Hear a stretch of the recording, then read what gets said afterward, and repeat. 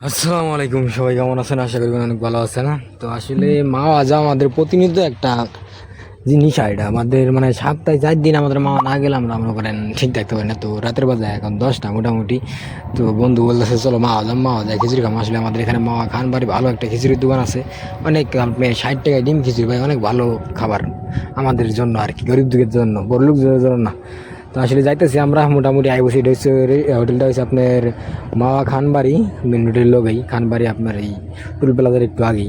তো আমরা চলে আসি মোটামুটি ঘুরতে ঘাটতে আইবসি দুই বন্ধু মিললে। এখন মোটামুটি আমরা মনে করেন খিচুড়ি দোকানে যাবো, যাই ঢুকে মনে করেন খাওয়া দাওয়া করে আবার চলে যাবো বাসায়। আর মাওয়া আসা আমাদের একটা নেশায় পরিণত হয়েছে। তো এই যে আমি ঢুকতেছি, এই সামনে আপনার ছোটোখাটো হোটেল, বেশি বড় না আসলে, এই ছোটো হোটেল। তারপর আসলে এখানে যে 60 টাকায় ডিম খিচুড়ি পাওয়া যায়, অনেক কিছু আর অনেক ভালো মানের খাবারটা আপনার আসলে খাইলে বুঝতে পারবেন যে আসলে খাবারটা কেমন। এই সেই ছোটো হোটেল, মানে বেশি বড় না, ছোটোই আপনার মোটামুটি একদম। তো মামারা বলছি মামা 2টা খিচুড়ি 2টা ডিম। তো মামা ডিম বাজতেছে, আমরা এখানে বসে বসে মশা মারতেছি। যাই হোক, মশা মারতেছি না, এখন খাবারে বসছে আমাদের, এখন আমরা খাবো। এই দেখেন ভর্তা আছে, ডিম আছে। তো এই যে আমার বন্ধু শুরু